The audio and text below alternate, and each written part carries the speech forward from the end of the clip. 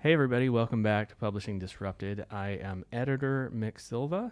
And I am publisher and literary agent David Morris. And as always, we are exploring the ways in which book publishing is changing and how writers can best meet that challenge. We are looking at how the publishing marketplace has disrupted us, how it is disrupted and being disrupted, and how best to lean into that disruption, not in a way to shrink away from it, but to accept it and move forward with it. Yeah. Yes, exactly. As two former Christian publishing industry professionals learning to navigate this massive independent book market, we have a lot to talk about. And rather than just keep it to ourselves, in our little private conversations, we figured, let people in on that. Yeah, we observe things and we're like, oh, that again? Yeah, like we're tired of some things. We're excited by other things. Exactly. So we just want to talk about how disruption can be a force for good, I suppose. Yeah. And ultimately hopeful. Although we do get into the nitty gritty and we get pretty critical and do our critiques of things as well. So it's not one or the other. Got to be controversial. Got to get people's. Hey, if you want people to listen, you do. Yeah. Just no rage driving people, please. No rage baiting. Let's forget all that stuff. Come on.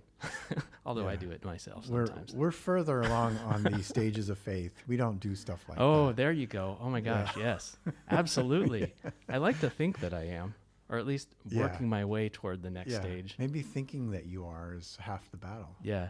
Do you guys know about the stages of faith? It could actually be worse. If you think you're mature, it could be a sign that you aren't. Exactly.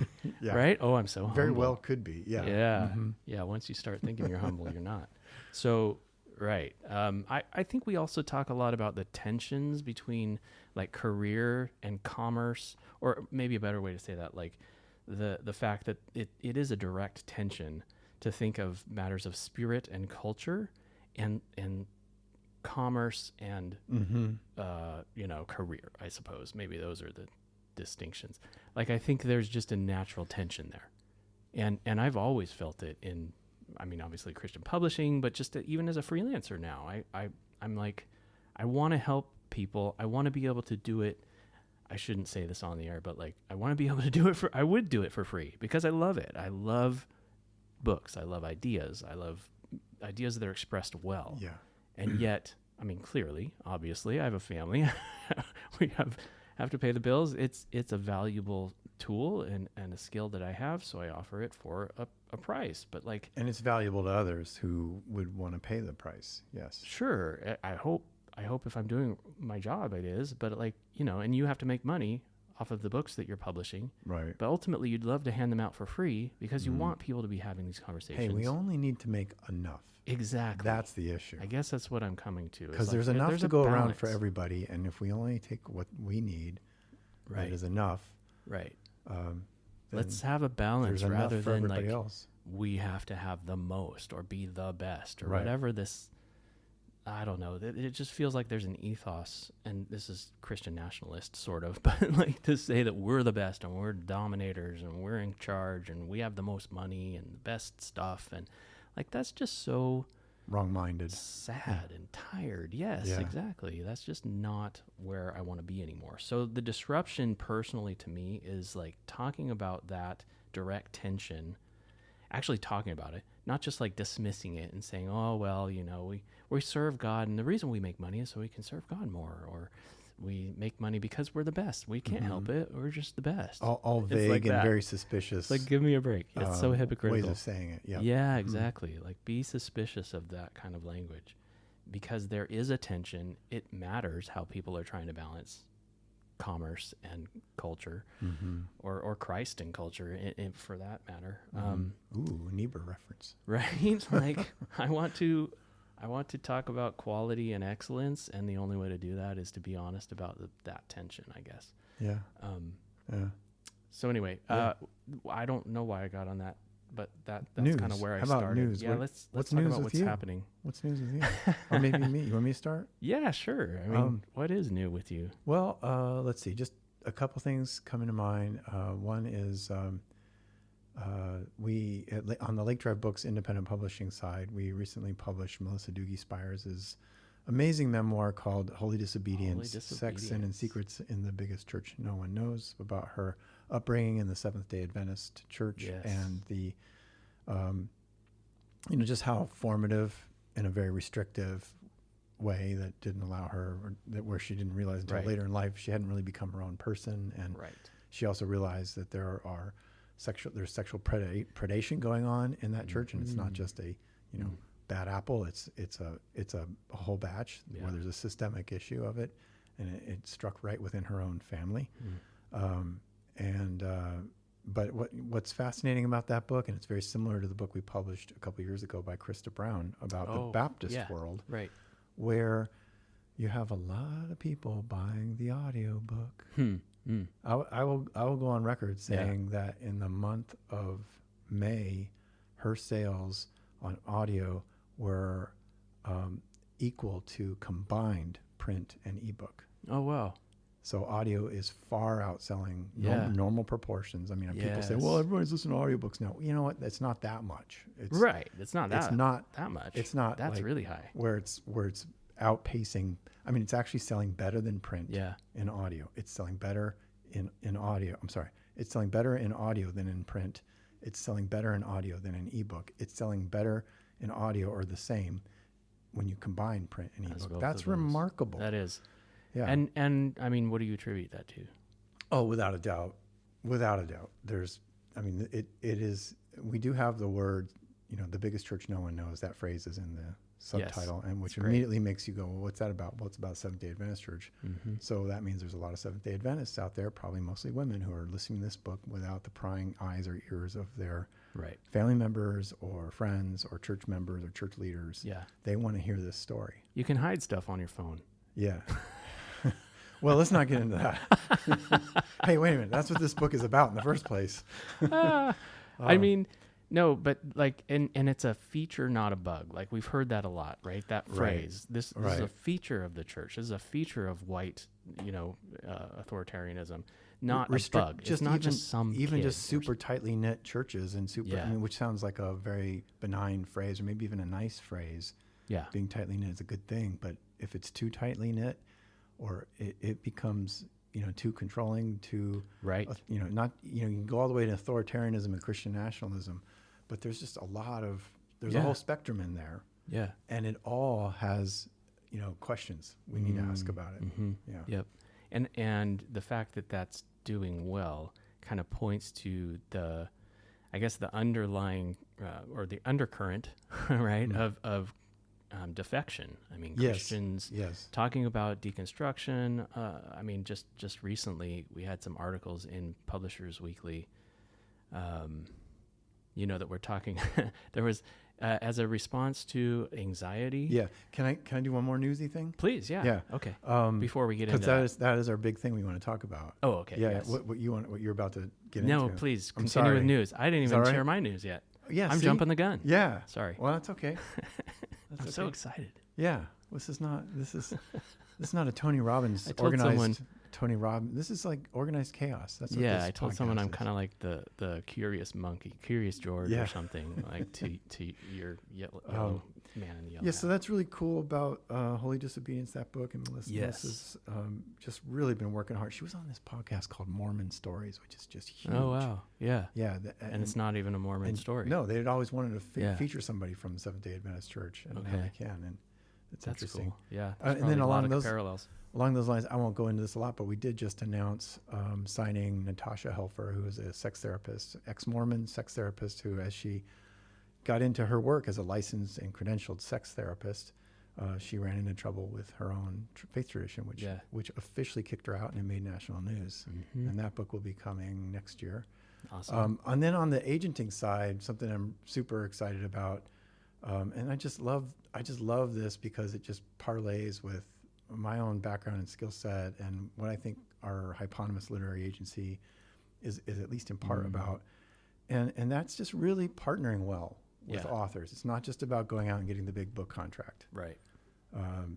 It's, because a publishing relationship is meant to be long-term. It's meant to be authentic. It's meant to be give and take. It's not about a sale. Ideally. It's not about glamour. It's not about I mean, those things, if good sales and a good glamour comes along attached to it, hey, that's something. Bonus. Maybe be a little careful of it Exactly. as well. Be careful. But, That's right. Big advances and all that. Don't become a jerk. Which we won't say no to, but Sure. yeah. Yeah. But we signed the theologian, Episcopal priest, and activist Matthew Fox Nice. to Hypotenuse Literary. Yes. A gentleman with well over 40 books published Yeah. over decades. Right. He's further on in years than the average Sure. author. But that's something about being an author. You can keep going. Mm. You can keep going. Mm-hmm. I have another author who's not quite as far along, but that author's like, I'm going to keep going. Yeah. I've got more to say, and Right. I'm not waiting around for publishers to publish it. I'm saying Yeah. it. So Matthew I'm excited about. He's got several new books he wants to publish in the coming years. Cool. Really fascinating stuff. This is just like, this Yeah. person's Yoda. He's just Yeah. basically He Yoda knows stuff. of creation spirituality, Catholic mysticism. Yeah. Yeah. But I'm still Dominican, learning. right? Dominican order, is that? Originally, yes, Yeah. but no, Okay. but no longer Okay. when the Vatican expelled him. Yes, exactly. Yeah, for So being now it's somebody who thinks clearly and Episcopal priest, yeah, I believe. yeah. Yeah. And he has a number of backlist titles that have been left to languish. He has some books, Okay. for example, that were published just before the ebook change. Yeah. And at that time, a lot of publishers went into their backlist and they converted books over to ebooks, Okay. even if they had to sign new agreements with the authors or update, amend their agreements Right.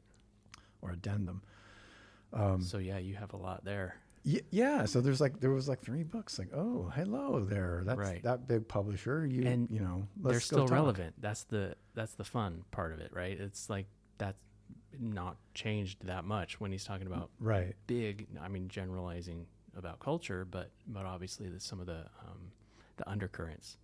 I think what I'm learning too is and I'm just so excited about digging into his material as time goes on, is just how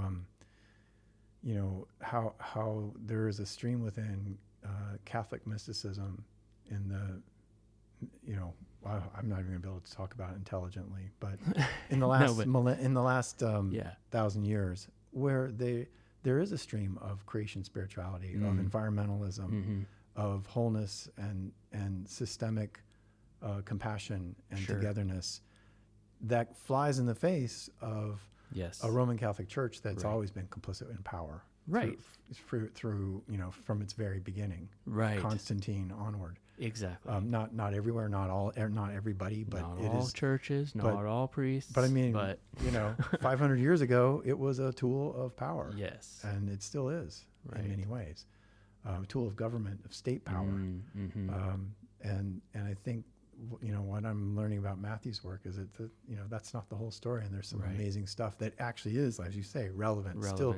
In fact, I think in a way, two people are, there was sort of a environmentalist push or interest in like the 90s Yes. in evangelical circles, which kind of died out. And Right. again, I'm not the expert on this one, Yeah. but I feel like with some of the authors that I've been coming into contact with, there's more of this sense of, not dominating the world. Mhm. How are we at one with the world? Right. And that Not means being, exploiting and how are we focusing on the here and now and not Yeah. the hereafter? Yeah. How are we not exploiting each other? I feel like that conversation is definitely maturing right now. And I think Matthew can be a great resource. Hello, Yeah. everybody. Check him out. A great resource to give you grounding in that kind of thinking. Yeah, more of a long view, more of a long-term view as well. It's not just current day. Right. Yeah, right. give us context Right. for that kind of discussion. So that was a bunch of newsy stuff from me.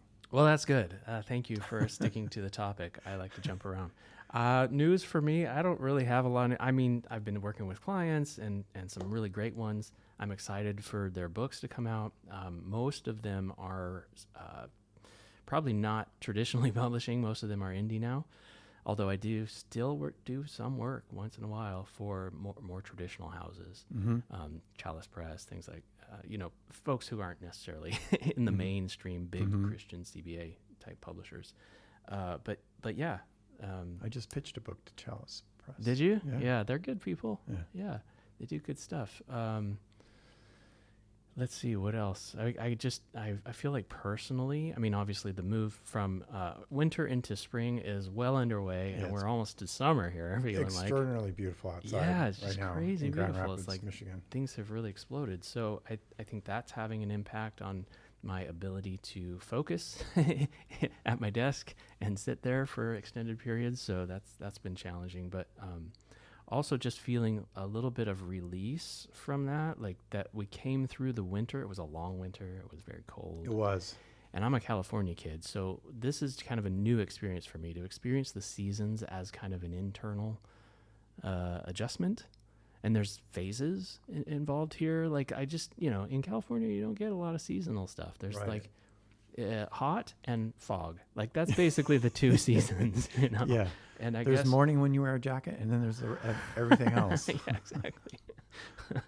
And so like I'm still adjusting to that after 8 years in Grand Rapids, I think, and even having lived in Colorado and other places. But like it just feels like this collective struggle of winter that all the people around you are undergoing, and then you come out of that, and it's like, oh, it's just life springs out of the woodwork. You didn't know you were in that struggle. You don't really recognize it. And then the weather's nice. You're like, oh, wait a minute, I can stop struggling now. Yeah, I'm going to go out for a walk, man. Yeah. It's nice. It kind of makes you like internal seasons. I like that phrase.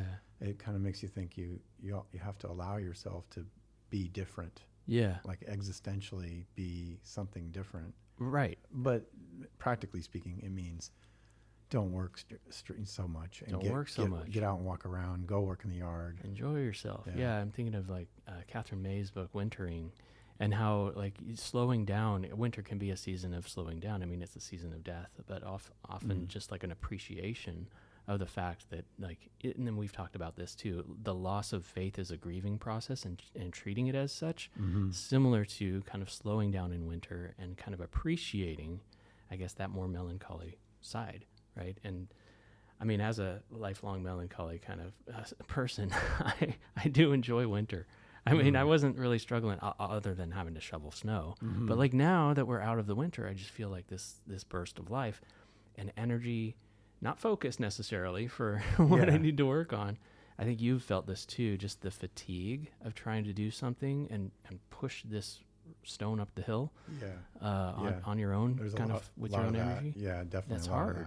It's hard work. And that's why I feel like, we have a rapport and kind of try to work together as much as we can as we are reinventing ourselves. I think everybody has that stone they're pushing up. I do. I think you're right. Hopefully it's not always feeling that way. Yeah, and just recognize sometimes that. it does roll downhill. Right. And you don't want to be the cause of it rolling downhill. The problem with it rolling downhill is it just doesn't last very long, and then you got to start pushing again. There is no choice. Like, you have no choice. Yeah. You have to do it, right? Yeah. I told Jerry recently, like, as you age, and this is part of that seasonal, like, understanding of your internal changes. Like, you get older and you have no choice. You must exercise. You must get out because your body will just totally decay. Yeah. There's entropy. Yeah. And I think that's the thing we're on about too, about publishing the disruptions that are going on here. They're not necessarily just bad, evil forces. Right. There's a positive part of this and a positive side to it. If you can embrace it, accept your stone that you have to push up the hill. You can see it even within the political realities right now. Absolutely. I think yes. There's something to see there. There is something. I've heard people talk about it being its own revealing or apocalypse to use. Things are being revealed. Yeah. Yes. But what is revealed and all that? Yeah. And new groups to be identified with, like evangelicalism. I mean, for me personally, it's just like that's a new thing for me to accept and acknowledge. In as much as I still have a foot in the evangelical world, and like that's where I come from, and I feel like I always, in some ways, will be evangelical. Right. Do I claim that as my identity or my label? No. Right. And yet, obviously, I still have a whole lot to say about the subject. Right. It's a word that still has utility. Yeah. So speaking of the Publishers Weekly articles, I see, like especially just the recent articles, one was going toward the anxiety that people are feeling an audience of religious readers Right. is feeling anxiety, and so they go toward Bibles, and it was ostensibly an excuse to write about all the different Bibles that are coming out from the publishing houses, right? Well said. And I mean, that then- is what PW is supposed to, that's part of, that's Right. kind of what's expected. Like they put up the familiar trope that like these are anxious times. People are turning to Bibles, and here's Yeah. all the people talking about their new Bibles coming out. Yeah. So basically, there and was tropes that. can be a good thing or maybe not a good thing. Right. We need to investigate Yeah. like that a little bit. But then also there was a article about resistance and how certain publishers, less mainstream, if you'll notice, publishers are also publishing books toward the audience that is feeling resistance to Yeah. current paradigms, current regimes. I see what you're doing there. You're doing a contrast. Yeah, compare and contrast, right? Yeah. Same article writer, by the way.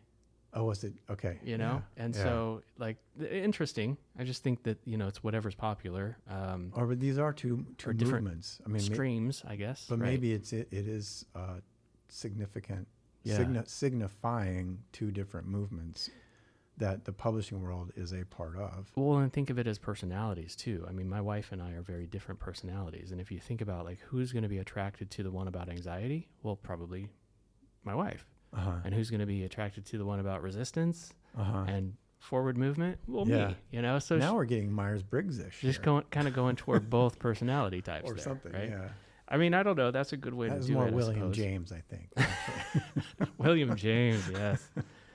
Oh man, which gets into your introduction to Freud, which I'm excited about getting to. Oh, that's getting back to news, but I don't want to like belabor it, but I'm excited to talk about your introduction and maybe later. you're publishing that. Okay. Yeah. Okay. But anyway, on these two articles, I just feel like maybe we could kind of go down the list of like, what are we thinking? I guess in terms of the audience, audiences that article is kind of identifying. Yeah. Some people are anxious, and then they turn to God, and they turn to religion, they turn to Bible. That is the theory. That is the theory. That's the trope, maybe. Yeah. And then some people are feeling resistance to the type of Christianity that's becoming increasingly mainstream. Correct. Or politicized, I suppose. And maybe that's a theory too. And feeling disrupted by that. Let's just have a philosophical discussion. Sure, maybe about it. that could exist or it couldn't. Yeah. But like it's a choice of which audience do you want to serve. Do you serve both of them, as PW seems to be doing? Because That's let's their be job. equal, right? Yeah. That's their job. Yeah. I mean, those are choices that you can make. Right. And I guess increasingly we probably need to make both of them if we want to be profitable. Right. Successful in the world's terms.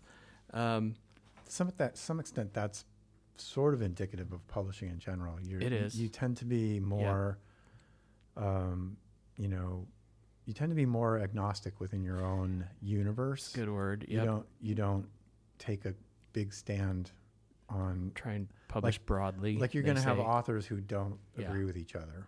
Yeah. That's right. That's what I'm getting at, I suppose. Right. And that should be okay to an extent, depending on your mission and who you are as a publisher. former publisher, you had to navigate that discussion a lot. Yeah. Honestly, it doesn't always come up, although it did come up. I mean, you and I both know it certain came authors. up in certain ways, like certain very significant ways, or certain agents. Yeah, where they weren't problems. happy about other, and I know it wasn't just us. You know, Right. I know it happened elsewhere as well. Right. Like if you publish this person, then we can't publish with you. Yeah. Things like that. Right. And Right. and I think a certain agnosticism is necessary if you're going to publish broadly, right? Yeah. Yeah. And maybe that's not compromising your values Right. to hold that as a primary value. Right. Say we'd like to hit both audiences. But they are in tension, It's and a holding balance, it in tension, definitely. Yeah. talking about it honestly, Yep. is also necessary. Yeah. So I guess I'd just like to pose that question. Publishers are the peacemakers. We bring everybody into the room. I mean, is that still true? I don't know if it ever was. I was being facetious. Okay, that's good. I mean, they've always said that they are. I'm just Right? I'm just not. Gatekeepers? I'm one who's immediately suspicious of people who say Okay. we all need to just come around the That's table your together. Gen X I'm- part. It might be. Like whatever. It might be. It's like, all right. Tell me another fib, old who's man. saying this who actually doesn't have any skin in the game? Yes. Yeah. Right. The man. They're just trying to hold us down and use their language to keep us. Yeah. No, but I think to some extent, like, and we can just investigate that, like, rationally. Is it true? Is it true that publishers can be or should be agnostic in the way that they publish? Should they publish broadly, or should they go narrow? Because certain imprints, that's what they do. Like an imprint of a house. And here we're talking about theology, politics, sure, social issues. But there's a movement afoot to sort of redefine the purposes even of publishing, and I think that exists even in the mainstream traditional houses, that they would say that we're to publish only a certain slice of books that are, let's say, theologically accurate. Like, that's some coded language, right? Or orthodox, or, I mean, then that's in the Christian market. But even in the general, they would say, well, that's outside of our audience, and we are not going to publish that. Yeah. But what they really mean is, that makes us too uncomfortable. Yeah. And we don't want to touch that. Yeah. Because that's too controversial, or that could get us in trouble with the regime or whatever, right? There's people who are using language in a way that is obfuscating reality. With our overlords. Yes. I guess that's what I'm trying to drive at here. And as we talk about the disruption, I think we just have to increasingly recognize that idea of having what is publishing for, what it's about. I think you have to continually reinvestigate. Yeah. And maybe one way to do that, and I'm just kind of flying around here, is to try to know who you are, that, know who you are as a cultural curator, a business, what have you. I like that, curator. To know who you are, that can be in conversation with and critical of the cliches about culture and publishing and content, and the typical tropes that we're offered. So, for example, I saw the PW article, and as somebody who's been in the, has been up the ladder in a major religious publisher, when I see people quoting stats about Bible and devotional sales, my flags start to go up. Yeah. Well, and particularly in the context in which that article is raising it, like that people are feeling anxious and they're looking for hope and comfort in trying times. Like, give me a break. That's been what they said since the early days. And maybe even has a little bit of a subterranean stoking fear message built in. Right. But the stat that was offered in the article was based on book scan data that said that in 2019, it was kind of a broad statement, so I don't know where it came from exactly within book scan data, or who or where, how this was parsed out. But it was like around 19 million in, was it units or was it dollars in 2019? Yeah, kind of a small number compared to now. Yeah, it's units. 16 million. In 2019 units, 16.6, up to 30.8 million in 2025. So you look at that stat and you go, wow, that really is a big increase. People really are afraid. They're really, they're feeling anxious. First of all, that's from 2019 to 2025. That's 6 years. Right. That's a pretty pretty far-reaching statement. Sure. It needs definition. Sure. It needs specificity. Yep. Now, there's things that come to my mind as somebody who's been in this business. Right. One is, in 2019, Bible and devotional sales were struggling. They were down. Reason being that the digital revolution has changed the ways Bibles get sold, the way Bibles are experienced in a purchasing environment. You can't touch them and feel them in a bookstore like you used to. Right. It's all online purchases. That had a way of flattening the sales, and it was a struggle for quite some time. Yeah. And that even to an extent goes for devotionals too. Devotionals are typically these beautiful, well-designed, highly designed books. Well designed is a matter of perspective. Sure. highly designed heavy, and highly packaged books. glossy paper, beautiful embossing Yeah. and Yeah. tricks on the, processes on the cover, color sometimes. And, but those two, it stands to reason when bookstores atrophied so dramatically. I mean, we went, and this is Right. also in other PW articles, if Right. you look, we went from 8,000 Christian bookstores in the early 2000s to less than 1,000 Yeah. today. And mostly indies, like independent. Well, Christian bookstores. there was some very significant chain stores that all went out of business. Right. Right. Except for maybe one that's not a big one. Right. In terms of number of stores anyway. And so to some extent, one theory is, well, they were bound to rebound somehow. Mm-hmm. That should cause us to pause on the fear, people are anxious Yes. theory a little bit there. Yes. And then there's things like, go looking in the marketplace. Maybe something has changed. Mm-hmm. From what I've heard anecdotally, the TikTok market finally caught on to Bibles. Mm. And there's some significant young Yeah. influencers Yeah. who are doing that thing. When Facebook first started, this thing happened That's with what Facebook too, by Facebook the was way. doing. Yeah. Yeah, there were people posting scripture quotes, and it Yeah. caught on. Yeah. A certain account that had a certain vibe and appealed to it, and all it was scripture posts. And oh my goodness, we can get scripture on Facebook. I'm Yeah. gonna watch this and scroll and listen, and now I might go buy a Bible. There's a big. So that movement happened afoot on there. TikTok, maybe only recently. Yeah. I don't know. I'm not an expert. Somebody contradict me in the comments. But, Yeah. but it does stand to reason that TikTok can be very volatile, Well, and influential. and yeah. and in terms of making something explode. Mhm. Watch out when it's not doing that anymore. For one thing. Yeah, even book talk is a little bit.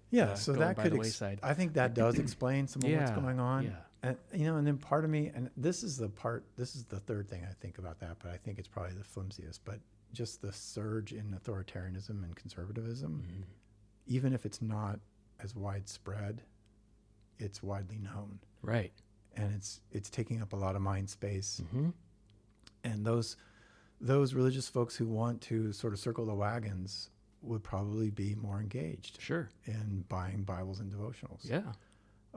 I don't know that that's, I feel like that's flimsy because mainly, this is a world where where people are just not in church as much as they used to be. Right. Whether they're de-churching and exiting, whether they're just not showing up in the first place, Mhm. and they never were, more and more. That's one thing I never hear in the reporting about religious book sales. I never hear how are publishers responding to the fact that church attendance has been, and De-churching participation people. has declined Yeah. steadily. And you can look at the Pew data, and there's the data about affiliation. The nuns were increasing, but that's leveled off. So Right. recently, there was a New York Times podcast on the Daily Show about people are coming back to church. Leveling off. Which right. I'm just like, okay, wait a minute. Where's the Right. context here? And it turns out there wasn't a lot of context in that Yeah. article. But I'm always, you never hear how that's like how are publishers responding Mhm. to the fact that this whole diocese in California of the Catholic Church is just shut down all these churches. Yeah. Oh, there's whole businesses devoted to helping churches convert their real estate into apartment buildings. Oh, there's, things are changing. Things like that. And how is that not affecting, Right. oh, well, people still pray, they still believe the Bible. No, if there's not the institutional glue there, it's going to affect your sales. And Exactly. if you're a smart business person, you're going to look at that very soberly. Yeah. And, and that's what Maybe you never start an imprint. That's what you never hear the CEOs and leaders that you saw That's in what's this interesting. article talking about. Yeah. Yeah. You're right. And that is what's interesting. I have always had the reservations, but increasingly it feels like they're just shouting at me when I read an article like that, just based on the fear mongering. It's like they're making the assumption that enough people are watching Fox News that they're scared enough that they're going to buy Bibles or something. Uh-huh. Like that's just, Yeah. You're right. That's a flimsy even thing to say, but like they believe it, I think, Yeah, like that'll be the new 4th of July ritual. People will go buy Bibles. Let's set up a Bible store on the Washington Mall. I mean, yeah. I'm sure someone's already thought of that. But this Darn is, it. Well, I mean, and to your point, Sorry, now I'm really getting 4th of sarcastic. July, what is it? It's like a bunch of bombs exploding in the air. Then we're celebrating war, basically. Mm. And I just feel like, yeah, increasingly it's becoming difficult for me to just accept the Right. premise Right. that we're starting Right. with here. That's like anxiety makes people go buy books. Yeah. Sure, it does, Yeah. I guess. But like at the same time, like books aren't even necessarily talking about that. Like they're talking Yeah. about like a conversation, Yeah. like evaluating things, right? Books, in my mind, and this is, I Yeah, no have one- all kinds of like empirical No one is notions, but- directly taking on the topic of anxiety in books. or even, that yeah, I'm seeing, like not in a That- consistent market trend. right. Yeah. That could be effectively addressed in a book is Yeah. even a premise that I'd like Right. to take on. Right. Right, because like, what is it? Anxiety? I don't know. Like, Right. it keeps you alive. It keeps you from like running out in the street and not Right. getting run over. Like, And maybe we should be talking about where that anxiety is coming from, and not going and reading lots of Bible to comfort us. We need There to talk you about go. why is it happening in the first place. let's talk about Let's get how to many the people, resistance books now. right? How many people are feeling resistance that I'm feeling Yeah. to that very premise, and saying like, look, we do feel effectively disabled in many ways in this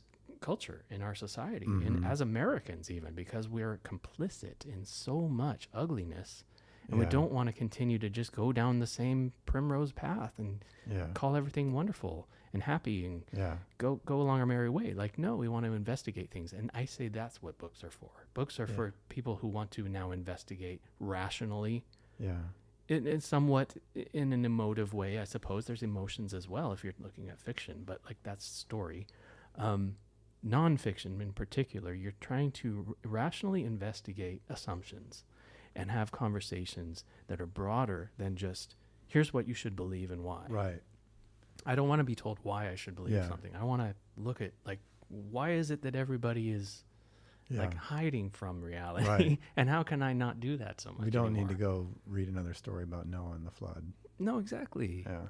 Like, or get a Bible that like helps us draw pictures about Noah and the flood. Like, I Yeah. just don't understand the premise of that argument. Like, sure, Yeah. if the Bible looks pretty, they're going to give it as a gift to somebody, but is that ever Yeah. going to get picked up by the Yeah. recipient? Probably not. Yeah. I think it's being sold by, I don't even want to say this, but like, it's the grandmas going into the bookstores to buy the books Oh, for their grandkids, and yeah. then the kids don't read the book. Yeah. That's been going Yeah. on forever, and that's increasingly what I think Yeah. those are going toward.